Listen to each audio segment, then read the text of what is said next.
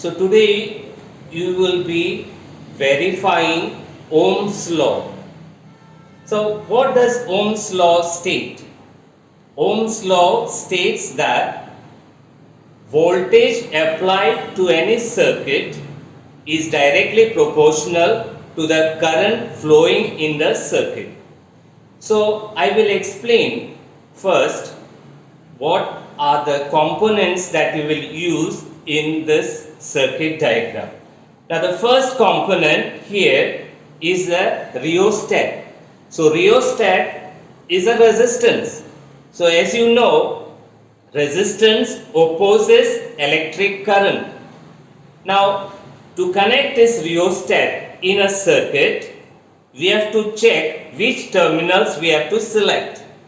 So a rheostat has three terminals, A, B and C. So these are bottom terminals of the rheostat and this is the top terminal.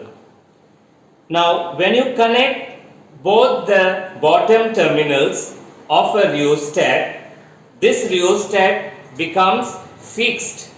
That means you cannot change the value of the resistance in the circuit. But when you select any one of this contact and the top contact, it becomes a variable resistance. Variable resistance means you can vary or change the value of the resistance in the circuit. Now, for example, when you connect both these terminals in a circuit, so current starts flowing through this terminal, through the wire and is collected by the second contact. But when you use this contact and this contact, current starts flowing through the wire and it is picked up here and it flows here. That means only half of the resistance is there in the circuit. But if you change this value here, now see, current starts flowing through this terminal, flows through the whole section of this rheostat and is collected here. But if I bring this contact here, current starts flowing and is directly picked up. That means the value of this resistance now is 0. So you can make the resistance minimum, maximum or to whatever value you need by using any one of this contact and the top contact. Now we are using two electrical measuring instruments in verifying Ohm's law. One of this instrument is ammeter. You can see capital A on this instrument. So A stands for ammeter.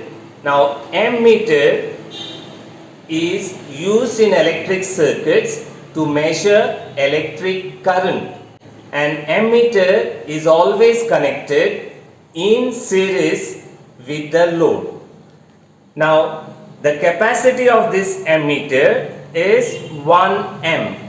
So this ammeter can measure maximum 1 ampere. Now if you observe this instrument, you will notice capital V written on the dial of this instrument. V stands for voltmeter. A voltmeter is used to measure electric voltage and is always connected in parallel with the load or with the supply. Now this voltmeter can measure up to 300 volts. That means the capacity of this voltmeter is from 0 to 300 volts.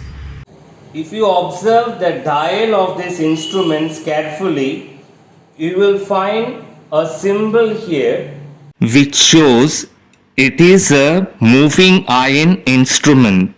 Now moving iron instruments are used to measure AC as well as DC quantities. So both these instruments have this symbol. That means these instruments can be used on AC supply as well as DC supply. So this voltmeter can read AC voltage as well as DC voltage, whereas this ammeter can measure AC current as well as DC current. Now next to that there is a small symbol, small dash. Small dash represents DC supply and inverted S stands for AC supply. So this symbol indicates that it can be used on AC as well as DC supply. So today we are using this instrument on AC supply.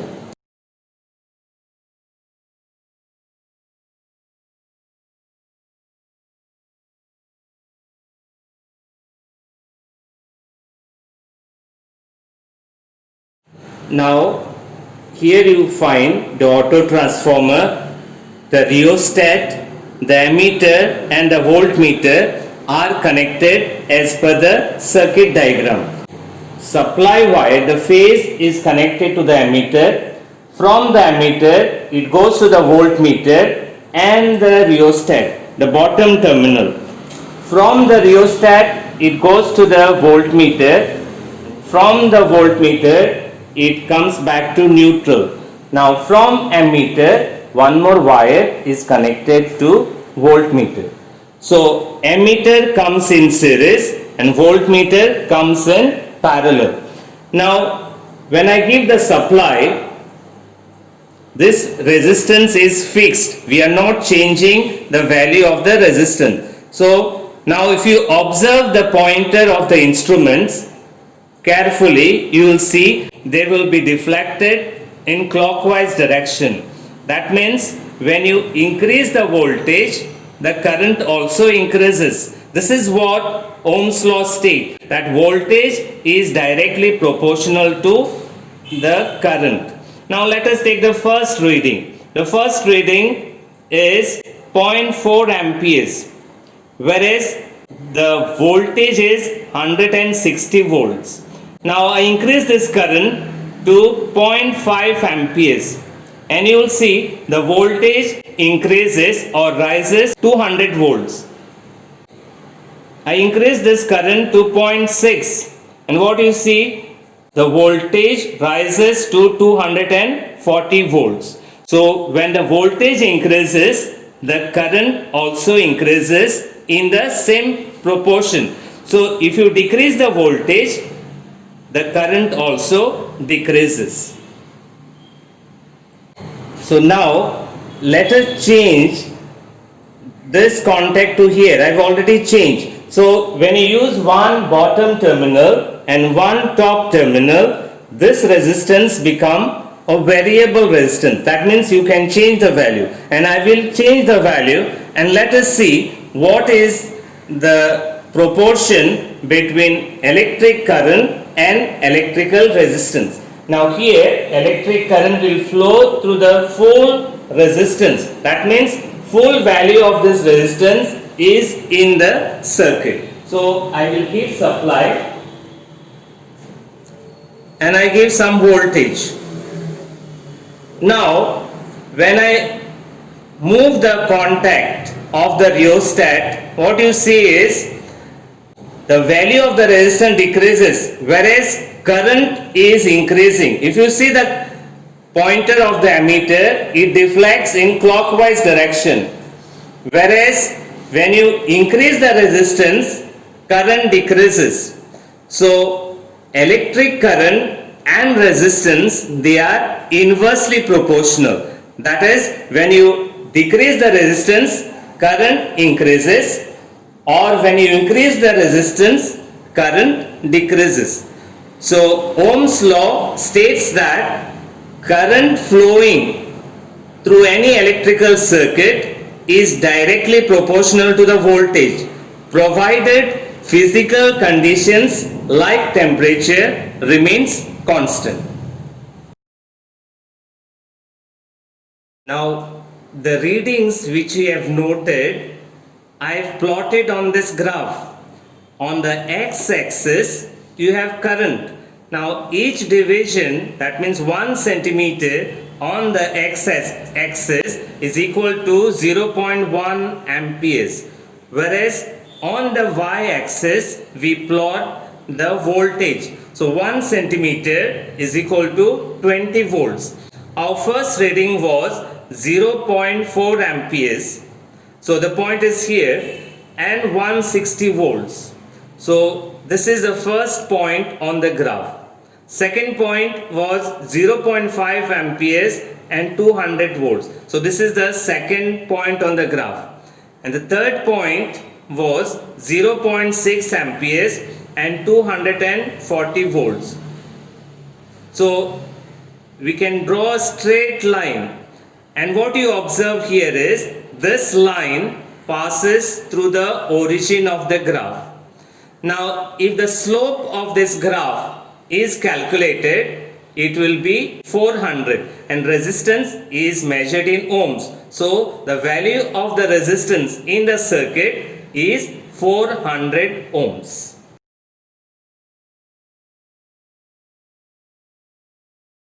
So the readings which we have taken, I have put it in a tabular form.